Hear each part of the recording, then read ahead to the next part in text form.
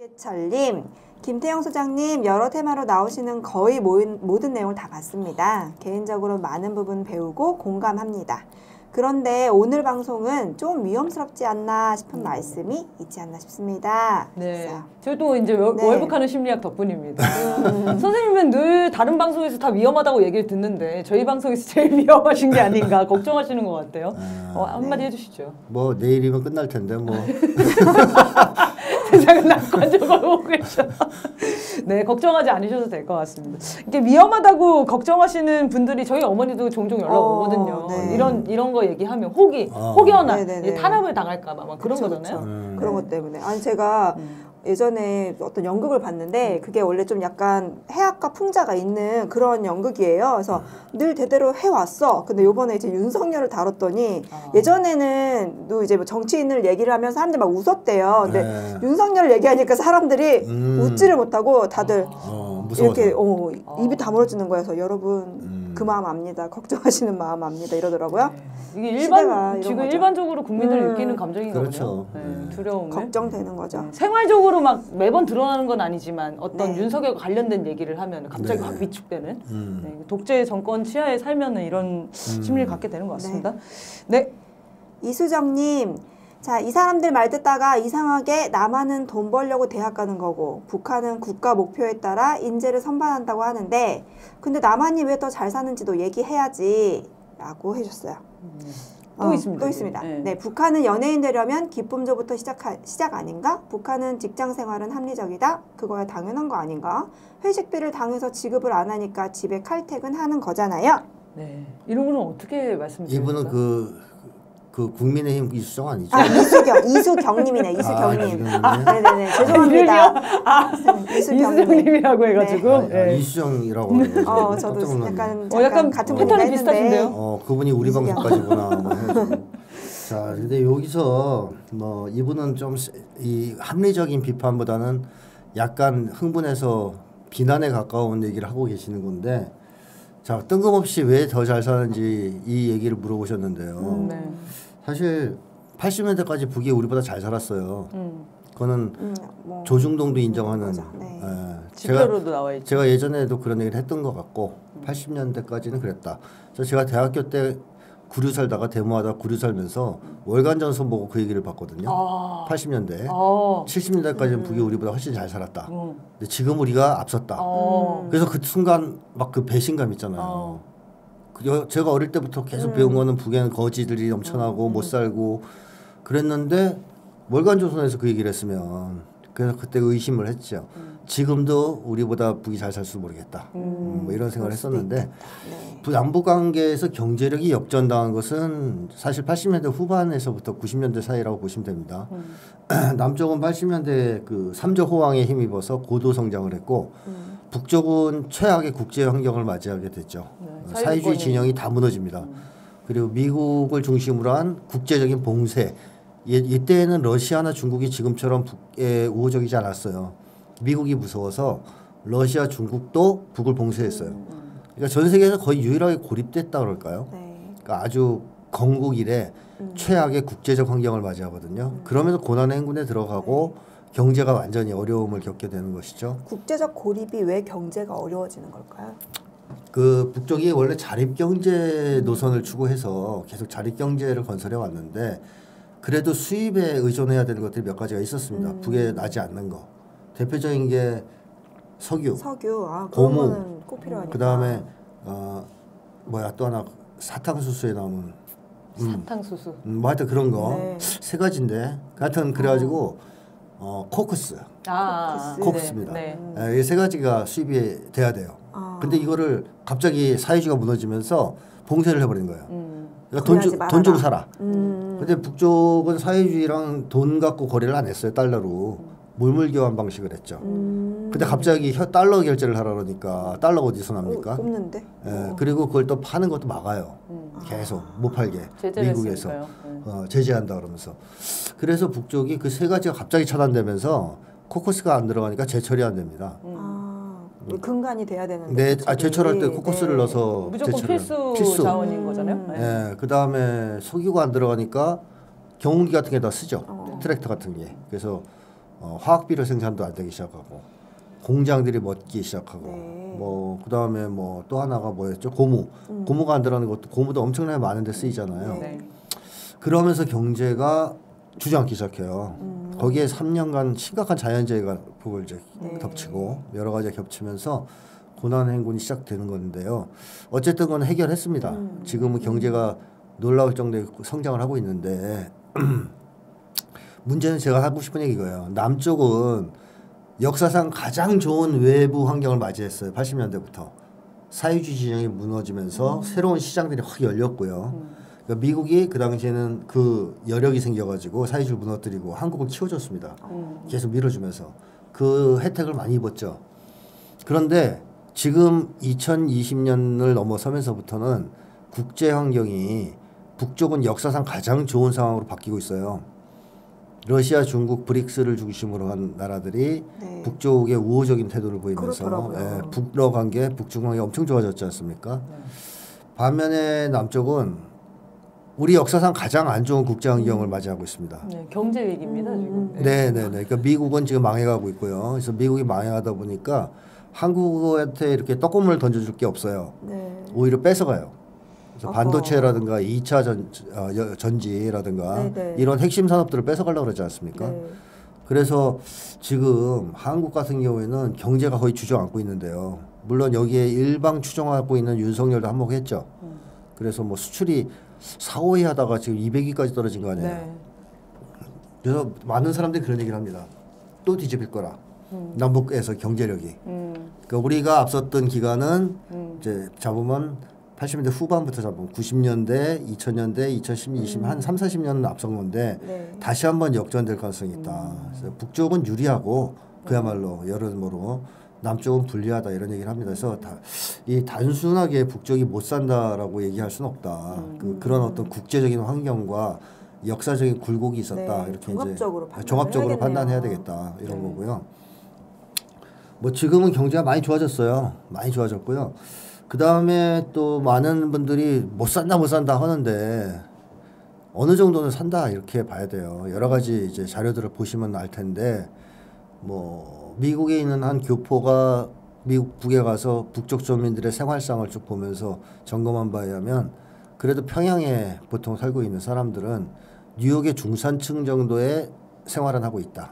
이렇게 이제 평가한 게 높은 건데요. 그러면. 왜냐하면 국가에서 사회보장 제도를 통해서 이제 주택을 제공하고 직업 제공하고 뭐 배급하고 생활 필수품들 등등등을 다 고려하면 뭐 뉴욕에서의 중산층 미국에서 그런 수준에 도달해 있다 이렇게 얘기를 하는데 한국 사람들은 맨날 고난의 행군 때 얘기만 듣다 보니까 다 피죽 먹고 살고 있고 네. 아직도 뭐 그런 식으로 생각하지 그때 않습니다. 탈북한 사람들이 워낙에 많아. 그게 한 30년 전 얘기거든요. 30년 전 얘기죠. 그래, 벌써 30년이네요. 네네.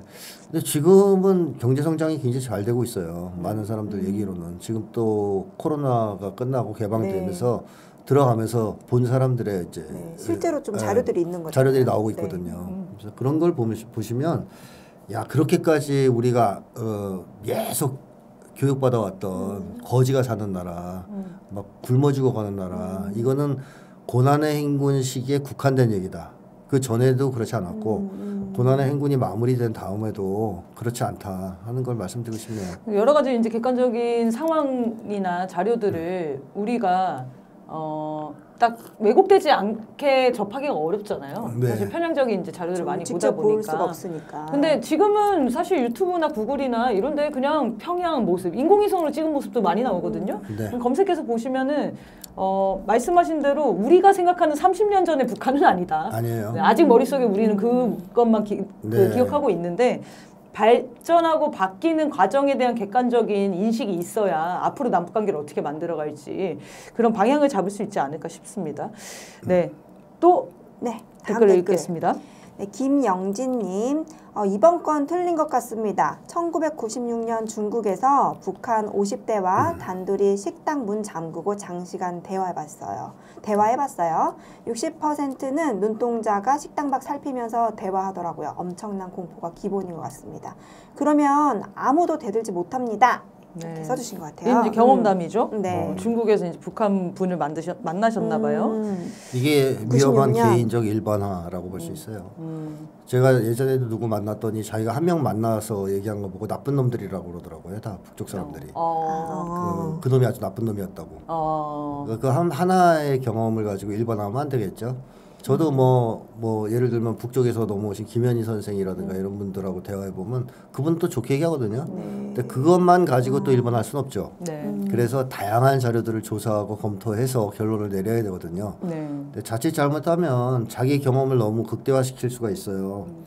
그러니까 북쪽 주민들을 접촉한 사람들이 상당히 많은데 다 달라요. 조금씩 얘기가. 나와 있는 뭐 사유도 다르고. 그렇죠. 뭐 보니까 다르고. 보니까 사람들이 이상하더라는 사람도 있고 참 순박하고 좋다는 사람도 있고. 근데 하나의 공통점은 뭐냐면 북쪽을 자주 가고 오래 접촉한 사람일수록 이런 평가는 별로 안 합니다. 그래서 예를 들면 뭐 남북 관계에서 가장 오랫동안 북쪽을 접촉한 사람은 김진양 이사장이거든요. 그렇죠.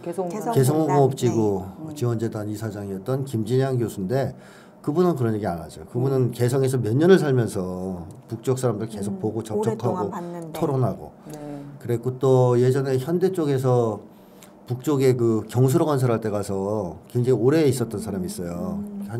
거의 한 뭐 6, 7개월 있었던 것 같아요.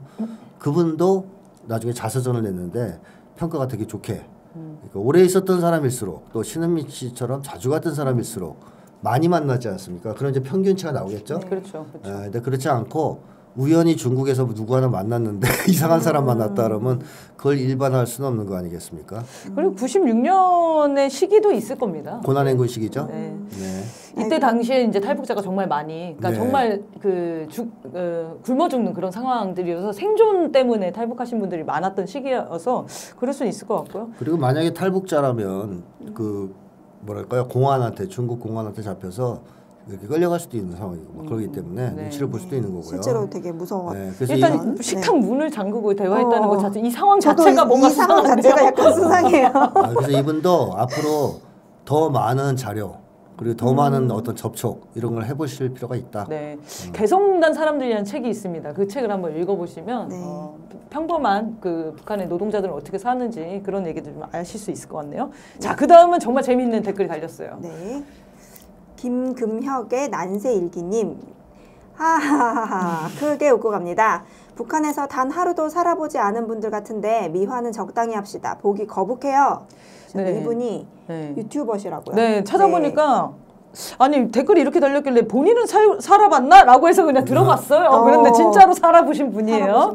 구독자 5만 명을 갖고 있는 평양 출신 시사평론가라고 적혀 있더라고요. 그래서 이제 북한의 경험담인지 그리고 뭔지 모르겠지만 이제 북한에 대한 아주 안 좋은 이야기들 가득 차 있던 것 같습니다. 남쪽에 온 탈북자들은 대체로 반북 성향을 보이죠. 왜냐하면 그래야 살아남으니까.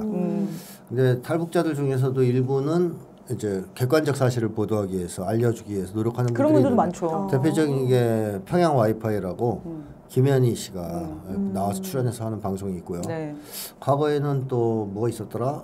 왈가왈북인가 그런 것도 있었어요. 그래서 일부 탈북자들은 여전히 이제 북에 대해서는 객관적인 얘기를 하려고 애쓰는데 누가 더 신빙성이 있냐면 후자 쪽이 좀 더 신빙성이 있어요. 왜요? 왜냐하면 그 사람들은 여기서 그런 얘기하면 위험하거든요. 밥줄도 끊기지. 그런데도 불구하고 거짓말할 이유가 뭐가 그렇죠. 있나. 이익 볼 게 없어요. 오히려 감시당하지. 처벌당할 수도 감옥 갈 수도 있거든요. 근데 그런 상황에서 왜 굳이 그런 걸 하겠어요? 동기로 봤을 때 특별히 의심할 게 별로 없죠. 그래서 뭐 그걸 100% 믿을 수는 없겠지만 뭐 왈가 그 이만각 뭐 이런 데 나오는 사람들은 다 돈 받고 작가가 붙어 있잖아요. 작가들이 써주는 거 읽는 사람들이기 때문에 우리가 제일 큰 남쪽의 문제점은 북에 대한 정보가 다 극우 세력에 의해서 조작되거나 왜곡된 걸 자꾸 보게 된다라는 게 제일 큰 문제입니다. 그렇게 생각해보니까 학교 다닐 때 막 그런 거 강연 듣고 그랬던 것 같아요. 청소년 때. 저희가 이제 여기 방송에서 다룬 얘기요. 미화한다고 자꾸 생각하시는데 있는 그대로의 사실관계, 사실에 대한 이야기들을 하는 거예요. 근데 그거 누군가한테는 좋게 들릴 수도 있고 누군가한테는 저게 뭐야? 라고 들릴 수도 있는 거거든요. 근데 어떤 매주 방송할 때마다 말씀드리지만 조금이라도 좋게 느껴지면 그거를 북한에 어떤 칭찬하거나 미화한다 이렇게 하면서 불편해하시는 거잖아요, 이분들이. 그리고 잘하는 거 있으면 칭찬을 해도 되죠. 왜 그렇죠, 안 됩니까? 그렇죠. 네.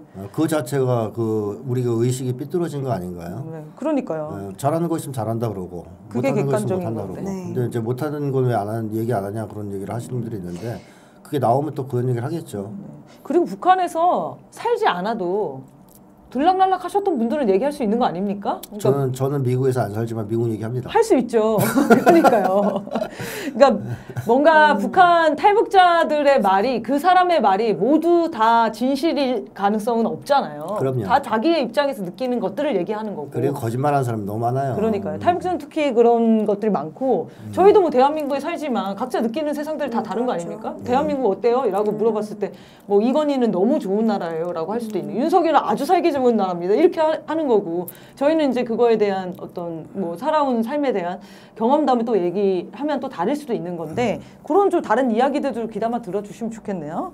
그리고 이제 저희가 하는 얘기가 뇌피셜로 지어내는 얘기들이 아니거든요. 실제로 선생님이 탈북자나 그리고 북한과 교류 사업을 하신 분들을 오랫동안 얘기를 나누면서 정리한 책이란 말이죠. 그래서 한번 책을 권해드립니다. 한번 읽어보시면 좋겠네요.